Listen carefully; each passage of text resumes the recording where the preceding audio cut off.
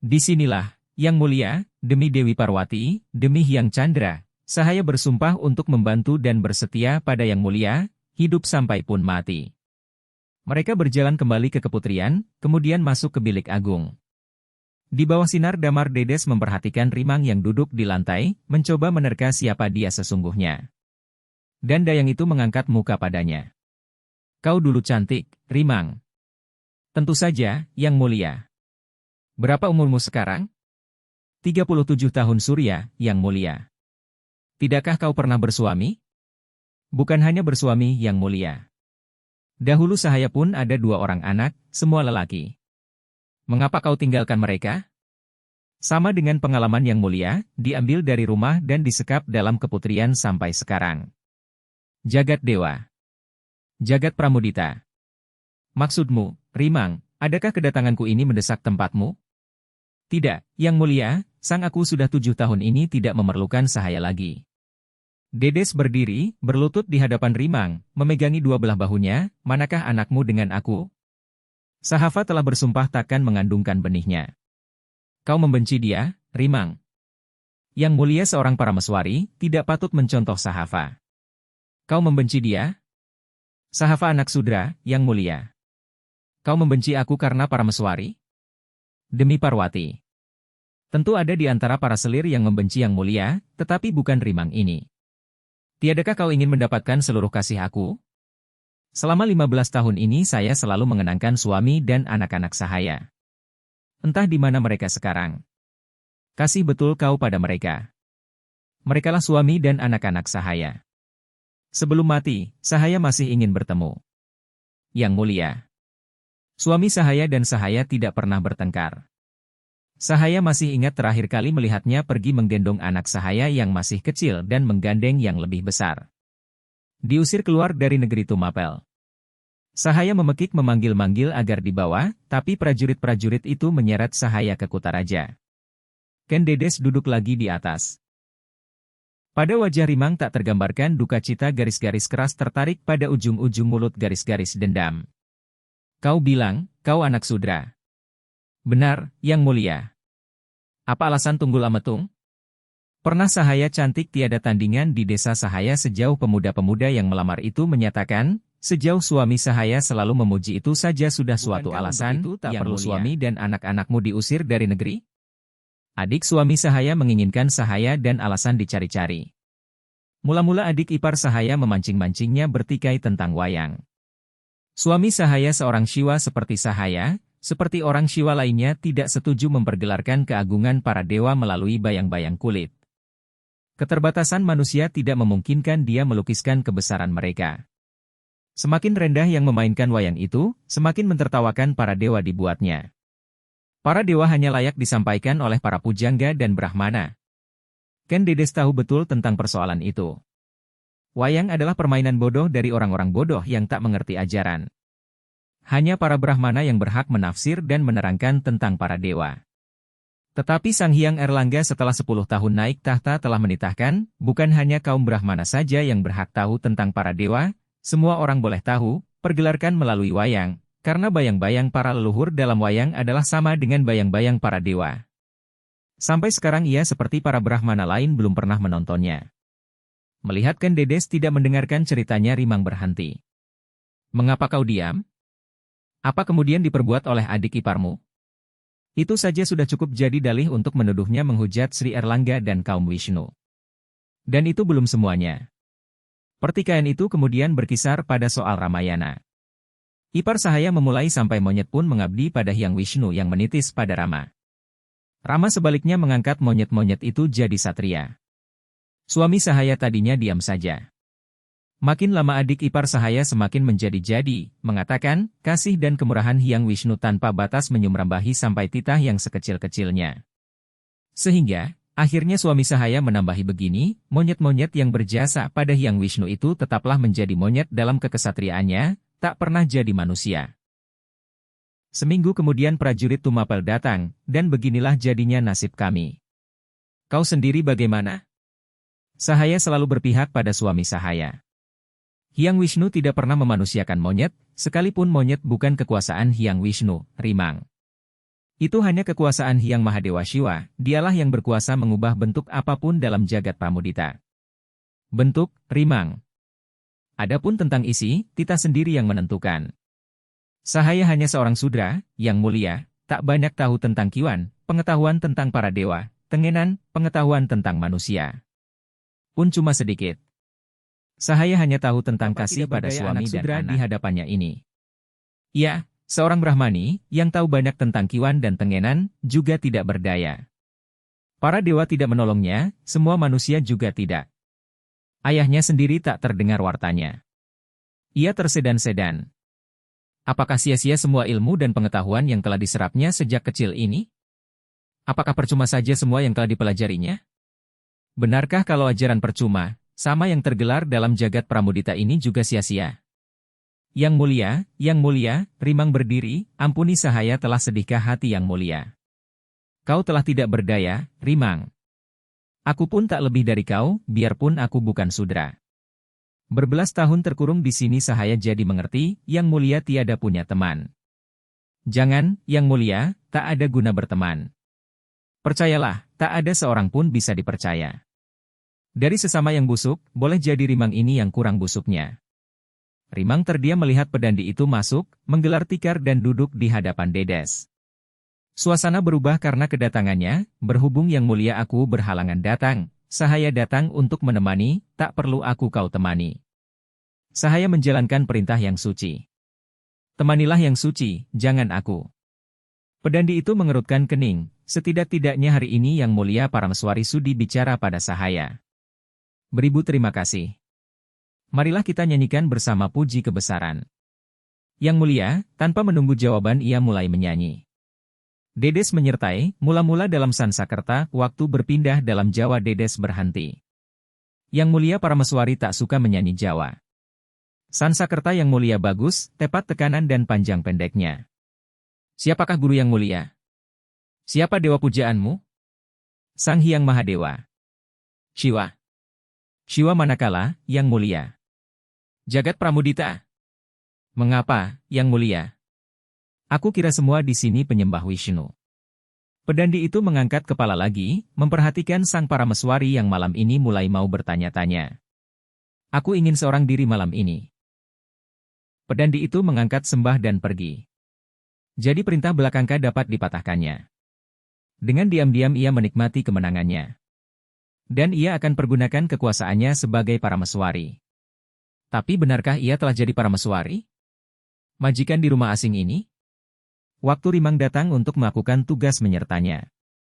Dedes mencoba memerintahnya mengambilkan air panas. Dan hamba itu pergi dan balik membawa cawan air panas. Ia pandangi wanita itu, meneliti wajahnya. Benar ia telah lakukan perintahnya dengan tulus. Mengapa kau mau aku perintah? Mengapa? Yang mulia? Semua orang di pekuan ini harus lakukan perintah yang mulia Parameswari.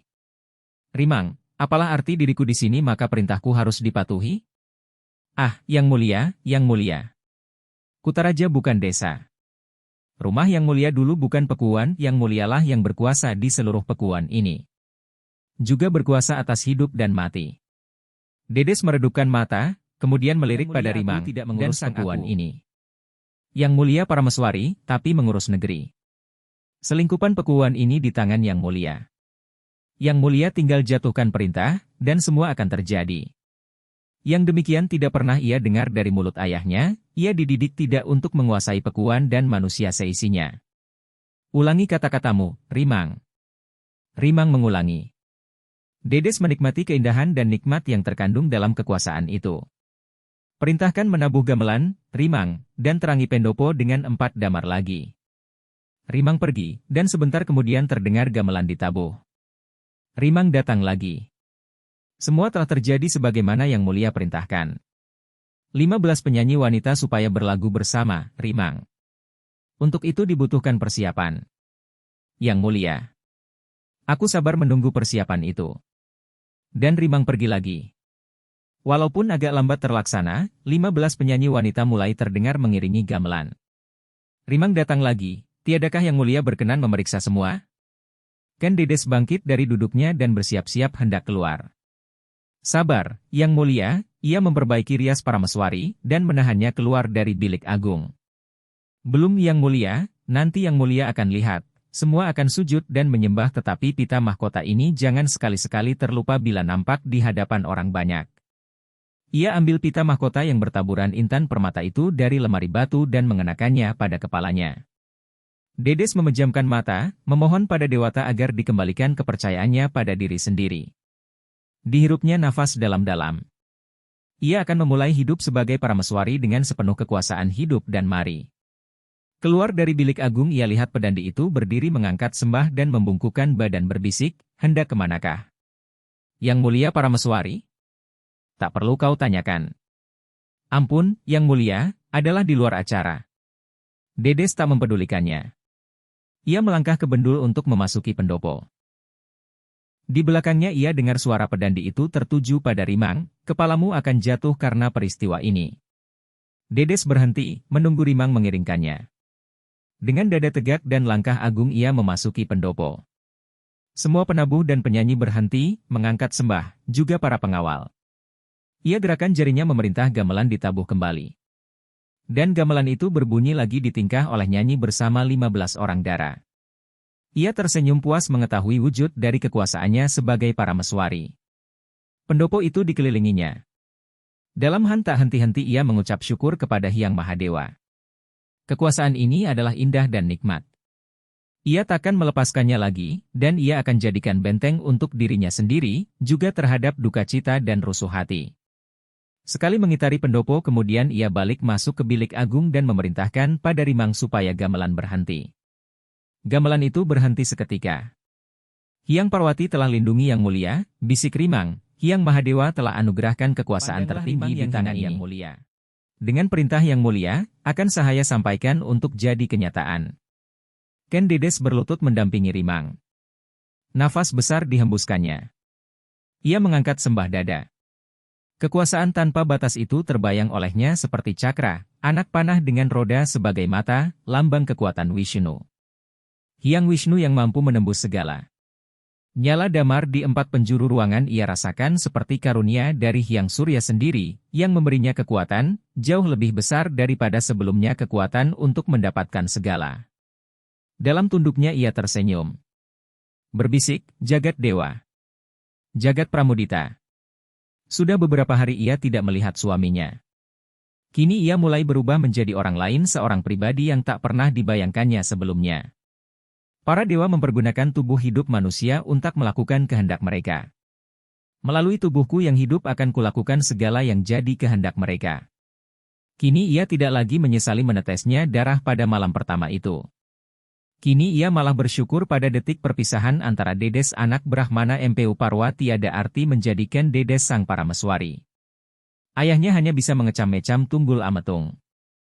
Ia akan menaklukkannya. Dan waktu bulan semakin lambat juga terbitnya, sekali dalam iringan Rimang dan para pengawal ia berkunjung ke pura. Rimang kembali sebelum memasuki torana. Para pengawal menunggu dan berkemit di luar. Bahkan penunggu pura ia perintahkan pergi setelah membakarkan dupa setanggi. Dengan kepergian Tunggul Ametung ia telah perintahkan mengubah susunan pura. Ia akan mendapat tantangan dari banyak orang, dan ia sengaja hendak menantang mereka. Ia langsung pergi ke sebelah utara, berlutut di hadapan Durga. Mula-mula ragu untuk mengucapkan sesuatu. Diangkatnya mukanya, menatap Syakti Sang Siwa itu, seorang dewi yang menakutkan dengan tangannya yang 8. Patung kayu coklat tua mengkilat itu baru sepagi dipasang. Ia perhatikan tangannya satu demi satu, dan lambang-lambang yang dibawanya. Sangkala, perisai, panah, busur, pedang. Ia menunduk lagi. Dewi yang penuh mujizat itu. Ia semakin menunduk, menurunkan sembahnya. Ia tak menyadari buah dadanya sendiri mengerjap seperti buah dada Sang Durga. Dulu ia selalu mempunyai perasaan takut padanya. Kekuasaannya dalam membinasakan menggetarkannya. Bahkan menyebutkan namanya ia gentar. Sekarang ia merasa mendapatkan kasih sayangnya. Dewinya yang bertangan 8 ini akan tumpas segala dan semua yang akan menghadang jalannya. Nenek moyang telah menyiapkan pengertian ini. Mpu Parwa berkali-kali telah memberinya tafsir tentangnya. Seakan semua meretas jalan baginya untuk peristiwa hari ini. Dalam kepalanya muncul Banowati, istri Suyudana, Raja Kaurawa. Bekas pacar Arjuna itu pada suatu kali didatangi oleh kekasihnya yang menyuruhnya menerima pinangan Suyudana. Dia harus jadi parameswari Raja Kaurawa, untuk kelak dapat membantunya mengalahkan Kaurawa sendiri di medan perangnya, menatap ke atas pada mata sang Durga. Inilah Sahaya, ya, Durga, inilah Banowatimu, datang menyerahkan hidup dan mati suamiku padamu. Ia terhenyak di tempat. Suara tawa mengakak itu terdengar memekakkan telinganya. Bulu romanya menggermang dan darahnya menjompak ke kepala. Ia berdiri dan dilihatnya patung itu sesekali tak membukakan mulut. Permataku. Ia berpaling ke arah Torana dan dilihatnya suaminya berdiri bertolak pinggang. Mari, Permataku, betapa rindu Kakanda sepekan berpisah, mari. Kau tinggalkan bilik agung kosong tanpa jiwa. Tetapi ia tak berusaha naik ke pura.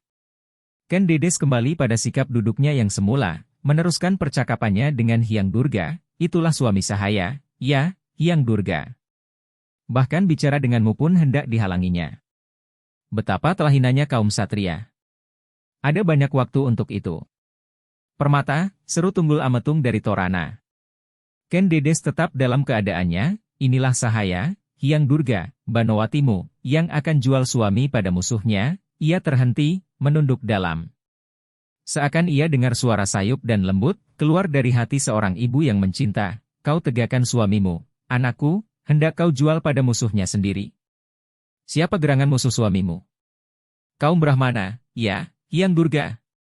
Belum lagi Sahaya tahu benar, ya, Durga, adalah seorang Brahmana muda, Brahmana jiwanya, tapi tangannya tangan satria seperti kau. Suamiku telah lari dari dia, pergi menghadap ke Kediri, boleh jadi minta bala bantuan. Lindungi dan sokonglah Brahmana muda itu, ya, Hyang Durga. Dan seakan ia mendengar jawaban, bagaimana bisa, kau lebih percaya pada Brahmana muda yang belum pernah kau kenal? Namanya pun kau tidak tahu? Hati wanita ini telah digerakkan oleh Hyang Mahadewa. Ya, Bathari, tak mampu memungkiri untuk sekali dapat melihat wajahnya, mendengar suaranya, mengetahui hatinya. Tidaklah terlalu luas negeri Tumapel ini, ya, Hyang Durga Banowatimu ini ingin tahu siapa dia Brahmana muda dengan kumis sekepal itu. Seakan ia dengan Durga tertawa mengakak membenarkannya, dan, boleh jadi takkan lama kau akan tahu Brahmana muda musuh suamimu itu. Tidak akan lama lagi. Ia renungkan jawaban yang seakan didengarnya itu. Adakah itu suara Durga, atau mendiang ibunya sendiri yang tak pernah dikenalnya, atau hanya suara harapannya sendiri? Ia tak tahu. Apapun yang kau katakan padaku, ya, Durga, melalui suara siapapun, menjadilah pedang dan perisai pada tanganku dan petunjuk dalam hatiku. Permataku. Betapa lama aku harus menanti, seru suara itu. Itulah satria suamiku, ya, Bathari, yang tidak jera-jera memburu wanita, melepas segala kama yang ada dalam dadanya, seperti anjing yang tak kenal bapa lagi. Apakah harus aku bopong kau keluar dari pura, Permata? Suara dari luar Torana itu terdengar pada kaki Durga. Ia padamkan pancaindera memasuki alam dharana, konsentrasi, pemusatan perhatian. Waktu terasa mati, bersama Hyang Mahakala merasuki Bathari Durga. Dan waktu ia telah bangun dalam kesadarannya, ia lihat Tunggul Ametung telah duduk di sampingnya. Bau wangian menyerbaki tubuh pria itu. Jelas ia telah meninggalkan Toranapura dan mandi, berganti pakaian dan bersolek diri. Cukup, Permataku. Dedes bangkit berdiri, menundukkan kepala, tak menolak digandeng suami. Tangan itu lemah lembut menariknya langsung ke gerbang taman larangan. Seorang prajurit mengunci kembali gerbang itu di belakang mereka. Taman larangan itu senyap. Hanya mereka berdua di dalam, terkepung oleh pagar tanah liat bakar. Kemudian lapisan dinding gedung pekuan yang memutari. Ia rasai tangan Tunggul Ametung mulai meremas jari-jarinya. Parameswari itu menolak berjalan terus, membelok ke kiri dan duduk di bangku. Ia menunggu teguran suaminya karena telah menempatkan Durga dalam pura Wisnu. Dan Tunggul Ametung tidak menegurnya. Aku itu memeluknya. Hari ini adalah awal dari kebinasaanmu, Tunggul Ametung. Paling tidak juga Rimang menyertai aku. Kau tiada bertanya dari mana saja Kakanda selama ini, bisiknya mesra. Urusan satria adalah mengurusi negeri. Benar, Permata. Tiada aku sangka anak Brahmana tahu tentang satria. Ia rasai tangan aku pindah memeluk pinggangnya yang ramping seperti pinggang lebah. Dan ia membenarkan dirinya dipeluk. Aku tunggu kemarahanmu. Patutkah aku Tumapel marah pada Parameswari? Kau biarkan Hyang Batari Durga ada di pura. Malam ini juga akan dipindahkan ke bilik Parameswari. Kau takut pada belakangkah? Ia tertawa, suka istrinya mulai mau bicara, kemudian, takut? Hanya saling memberi dan menerima. Apa yang kau berikan dan apa yang kau terima? Tunggul Ametung tertawa, itulah urusan satria, bukan Brahmana. Hyang Batari Durga tak perlu dipindahkan, sudah cukup kesulitan di Kediri karena belakangka jangan persulit aku. Apa yang menyulitkan kau di Kediri? Itulah urusan satria. Bukan, setidak-tidaknya bukan tentang agama, peraturan timbal balik antara raja dan kawula. Karena menyangkut tentang belakangka, kiranya tentang igama, peraturan timbal balik antara dewa dan manusia. Dasar anak Brahmana. Hendak terus juga kau mengurusi soal igama. Tunggul Ametung hendak membisukannya dengan ciuman, tetapi Parameswari menyorong mukanya, kita selesaikan dulu ini. Apa harus diselesaikan? Tiba-tiba kau mau bicara, dan tiba-tiba kau jadi begini keras. Apakah Rimang yang mengajari kau jadi begini? Barangkali dia ingin jadi budak. Tak ada tambahan Buddha selama aku Parameswari di sini. Dia akan dikeluarkan dari pekuan. Bukan Rimang, pedandi itu. Apa kesalahannya? Dan itulah perintah Parameswari dikeluarkan, Durga harus keluar dari pura. Dia boleh tunggui kau di bilik Parameswari. Terima kasih diperbolehkan aku tinggalkan bilik agung. Kau belum lagi kuperintahkan, ia diam sebentar. Mari, hari sudah larut malam. Jangan kau lupa, akulah penguasa seluruh Tumapel. Akulah Parameswari. Kau tak lagi ludahi aku, tak lagi pukuli dan cakari. Sama saja, hanya caranya yang berbeda. Tidak apa. Dengan kaulah semua kesulitan bakal teratasi. Mari, ia berdiri dan menarik Dedes. Parameswari tidak membantah. Mereka berdua berjalan. Pintu ke arah bilik larangan diketuk. Pintu itu terbuka dan Rimang tampak berlutut mengangkat sembah. Tunggul Ametung berpaling ke kanan, itulah pintu bilik Parameswari. Dulu kau tinggal di situ tapi pintu itu belum pernah kau lalui. Tunggul Ametung menyibakkan tabir dari potongan ranting bambu petung. Rimang merangkak meninggalkan bilik agung, membawa bantal dan tikar ketiduran. Di bawah damar pojokan ia membiarkan dirinya dipeluk, dicium oleh Tunggul Ametung, kemudian dibopong naik ke peraduan. Kakanda tak pernah sampaikan kepadaku tentang nasib ayahku. Semestinya dia datang pada Tunggul Ametung untuk merestui kita. Mengertikah kau artinya seorang ayah? Ia lihat gelegak darah panas memerahi wajah suaminya. Adakah ayahku kau bunuh? Tidak, jawabnya keras. Kau begitu patut kau ketahui kata Hyang Durga padaku. Tunggul Ametung tiba-tiba melangkah mundur, bicara padamu? Parameswari Tumapel tidak terlalu hina untuk Hyang Batari. Tidakkah Kakanda pernah dengarkan suara dewa? Suaminya menggeleng. Suara Dewi, sekali lagi menggeleng. Darah panas aku susut, berubah mukanya jadi pucat. Apa kata Hyang Durga padamu? Carilah ayahku, sekarang juga. Prajurit-prajurit Tumapel akan mencarinya. Tidak, oleh aku Tumapel Tunggul Ametung sendiri. Jagat Dewa. Tidakkah kita lewatkan saja malam ini, besok baru aku cari? Bukan aku. Hyang Batari sendiri yang bilang. Sekarang juga, dan oleh aku Tumapel sendiri, ia mencoba membujuk istrinya, duduk di peraduan. Permataku! Permataku! Betapa mahal berparameswarikan kau, ia mencoba mencium dan Dedes memberikan pipinya. Pergilah, jangan kotori dirimu dan pikiranmu. Kewajibanmu pada ayahku belum pernah kau lakukan. Bulan pun sudah terbit. Tunggul Ametung melangkah meninggalkan ruangan bilik agung dengan kaki terseret berat. Dedes mengantarkan suaminya sampai ke tabir dan menggelar tikar di bawah peraduan, ia telah lenyap dalam tidur berbahagia. Semua beban telah diserahkannya pada Hyang Batari Durga. Ia tahu, ia dapat taklukkan suaminya. Ia telah padukan cita dengan keyakinan. Pada wajahnya tersunting senyum, senyum abadi, senyum Ken Dedes. Rimang memperhatikan senyum itu. Menggeleng-geleng. Tubuh seindah ini, dengan senyum yang sesuci itu, harus diabadikan. Seakan wanita ini bukan seorang Parameswari tetapi Hyang Laksmi sendiri. Ken Dedes terbangun. Dunia dirasanya bergoncang-goncang hendak terbalik. Rimang berdiri terhuyung-huyung di hadapannya tanpa mengangkat sembah, tangannya menyambar para meswari dan bicara tergesa, "Gempa, Yang Mulia," ditariknya Dedes turun dan peraduan. Dengan terhuyung-huyung pula ia berjalan ke setiap pojok dan memadamkan damar. Bumi terasa kehilangan kekokohannya, mengombak dalam cahaya bulan tua. Sebuah tiang api melesit dari perut bumi, mengalahkan bulan dan bintang-bintang. Sekejap, jauh di barat sana, di balik lereng utara Gunung Kawi. Perut bumi terdengar menggeletar. Terhuyung-huyung Dedes meninggalkan bilik agung, meninggalkan taman larangan, keluar dari gerbang, lari terhuyung pula menuju ke pura. Patung Hyang Batara Guru dan Hyang Batari Durga sudah tak ada di dalamnya. Ia merangkak ke tempat bekas Batari Durga, bertekuk lutut, angan tertengadah, "Mereka telah hianati kau, ya, Batari. Apakah semua satya ini akan punah bersama dosa-dosanya? Semoga tidak seluruh titah alami nasib yang sama." Sebuah dari damar pura jatuh. Cairannya membelabar, membakar sebagian dan geladak kayu. Beberapa orang pengawal masuk ke dalam dan memadamkannya dengan kakinya.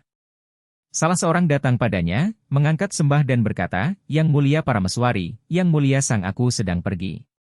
Lihatlah kaula Yang Mulia, titahkan sesuatu pada mereka dalam bencana menjadi-jadi seperti ini." Ken Dedes melirik pada pengawal itu. Tak dapat ia melihat wajahnya. Damar itu telah mati. Ia berdiri dan melangkah gontai keluar dari pura, turun ke bumi yang goyang. Dalam cahaya bulan tiang api itu berulang berdiri tegak dari perut bumi. Dan ia lihat semua orang berlutut memandang ke arah Gunung Kelut. Semua orang mengucapkan puji-pujian.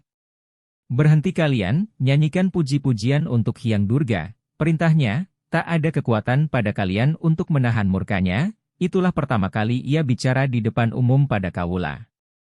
Mereka mengangkat sembah padanya. "Hianat! Perempuan hianat!" Seorang pengawal memekik padanya, mendirikan Durga di pura dalam. Dedes berpaling pada pengawal yang mengiringkannya. Lelaki berbadan perkasa itu mengangkat tombak dan melemparkannya pada pengawal lain yang masih memekik-mekik itu. Pekikan itu padam. Tubuhnya roboh dan tak bergerak lagi. Seakan telah jadi seorang Brahmani penuh, ia mengangkat tangan ke arah mulut Kelut yang menyemburkan kepundan. Ia tahu bumi goncang begini hanya karena amarah Batari Durga yang dipindahkan rahasia kaum Brahmana. Ia mulai menyanyikan baris pertama lagu puja untuk kebesaran Hyang Mahadewa. Orang bersama mengikutinya, tidak jelas, semua tak memahami Sansakerta. Baris demi baris telah ia ucapkan sampai selesai. Dan ia telah kehilangan ketakutannya sendiri. Seakan sendiri Hyang Batari Durga berkata, "Apakah sebabnya murka dewata ditimpakan pada bumi dan manusia seperti ini?" Waktu tak ada seorang pun menjawab, ia berjalan memasuki rombongan orang berlutut yang semakin padat itu. "Berdiri kalian semua." Dan semua kawula, laki dan perempuan, juga para pengawal, berdiri. "Tiada sesuatu cedera bakal menimpa kalian. Ingat-ingat hari ini. Mulai saat ini kembalilah memuliakan para dewa, tinggalkan dosa para satria. Hilangkan leluhur itu dari pikiran, dari hati, dari pura dan dari candi. Para dewalah yang sesungguhnya berkuasa, bukan leluhur siapapun. Celakalah yang mendewakan leluhur. Lihat kalian di langit sebelah barat sana. 3 buah payung api menyemprot berturut-turut ke udara, disusul oleh tiang api yang lebih rendah. Tiang-tiang itu kemudian semakin rendah, kemudian menetap tingginya seperti api yang keluar dari tanur pandai besi. Bumi semakin kurang meronta. Ucapkan syukur kalian semua pada para dewa." Semua bergerak pergi ke pura Pekuan, mengiringkan di belakangnya. Ia menaikkan terima kasih atas mujizat yang diterimanya, bahwa semua orang telah mendengarkan kata dan perintahnya orang sebanyak itu, laki dan perempuan, bintara dan prajurit biasa. Waktu ia menuruni tangga torana, prajurit pengawal itu menyambutnya dengan sembah, berlaksa terima kasih, "Ya Dewi Kebijaksanaan." "Siapa namamu?" "Dadung Sungging." "Ya, Dewi Kebijaksanaan," prajurit pengawal tumapel. Dari kejauhan nampak kebakaran terjadi di beberapa tempat. "Pergi kalian semua, selamatkan semua orang dan rumah dari api kebakaran." Panggil kepala pengawal. Yang dipanggilnya datang menghampiri, menghormat dengan gedikan tombak. "Siapa namamu?" "Pangalasan, Yang Mulia." "Tak ada prajurit boleh berlenggang tanpa kerja. Pekuan tak perlu dikawal. Parameswari cukup dikawal oleh Dadung Sungging." Dalam cahaya bulan ia lihat semua prajurit pengawal lari ke semua jurusan di mana nampak api mulai memunahkan rumah. Ya, Guru, gumam Dedes, detik ini telah kau berikan padaku Trisula. Semua dengarkan apa yang jadi kehendakku, ia jatuh berlutut dan tersedu-sedu penuh kebahagiaan dan syukur mendapatkan Trisula pada tangannya. Dalam iringan rimang dan dadung sungging, berkerudung kain penutup dingin ia berjalan seperti perawan anak MPU Parwa dulu di desa sendiri, memeriksa semua bangunan pekuan. Di rumah tunggu Kemit masih tersisa 3 orang prajurit pengawal. Mereka pun ia usir menyusul teman-temannya. Ia melangkah cepat seperti wanita petani, tak mengindahkan rambutnya yang buyar berantakan. Di sebelah selatan kota tanah telah rengkah dan longsor, menyeret barang 25 rumah dalam timbunan kayu bakar, dan api angin mulai meniup pelahan, kemudian kencang sejadi-jadinya menjurus ke barat. Ia awasi sendiri penyelamatan rumah yang masih bisa diselamatkan, korban yang berjajar dalam balai kota, membubungkan orang, rintih dan aduh. Ia masuki balai kota dan melihat sendiri seorang dokter membedah kaki seorang bocah untuk mengeluarkan kepingan kayu dari dalamnya. Tangan dan kaki bocah itu diikat pada ambin dalam keadaan pingsan. Kau biarkan anak kecil ini pingsan dalam kesakitan, tegurnya, hanya karena dia anak paria. Dokter itu meneruskan pekerjaannya, berpaling dan membentak, diam kau perempuan celaka. Siapa gurumu, maka anak yang tak dapat membela diri ini tak kau bius sebelumnya. Dokter itu meletakkan pisau, membentak sekali lagi, tahu apa kau, perempuan celaka? Pergi, dan meneruskan pekerjaannya. Tak sepatutnya Brahmani dapat jawaban seperti itu. Aku perintahkan padamu, bius. Seakan Trisula yang guru tergenggam di tangan dan diacukan padanya. Dokter itu berbalik. Lampu pada tangan pembantunya memancarkan sinar pada profil Ken Dedes dengan mahkota pita bertaburan intan permata dan pada profil dokter yang sudah tua itu. Orang tua itu mengangkat sembah dengan lutut kehilangan tenaga, jatuh ke lantai, ampun. Para meswari Tumapel melangkah meninggalkannya. Dokter itu mendapat kekuatannya kembali, berdiri dan segera mengikuti langkahnya. Ampuni Sahaya, ya, yang mulia, bisiknya. Ampuni dia, ya, Dewi Kebijaksanaan, Dedes dengar suara dadung sungging. Ia berhenti dan berpaling sedikit. Tidak mudah seorang Brahmani memberikan ampun kunci rahasia keseraman Brahmana. Ia berpikir apa harus diperbuatnya. Siapa namamu? Orang memanggil Sahaya, Dalung, ya, yang mulia. Ampun untukmu. Dalung. Dokter itu menjatuhkan diri dan menyembah. Ken Dedes berpaling pada Rimang, berbisik, adakah dia orang yang tak kenal para dewa? Dilahirkan di desa jauh. Yang mulia, seorang dokter tercakap, hanya juga jauh dari kebijaksanaan. Patut diampuni. Yang mulia. Ayam yang berkokok menyambut datangnya hari baru memberi tanda bumi sudah takkan tergoncang lagi. Tetapi awan hitam mulai menutup langit. Segala benda angkasa hilang ditelannya. Matahari pun tak mampu memunculkan muka. Bahkan nyala damar dan kebakaran yang belum terpadamkan mulai jadi redup, seakan Hyang Agni, dewa api, sudah jadi rabun tua, dan itu pun kemudian hilang dalam kekelabuan.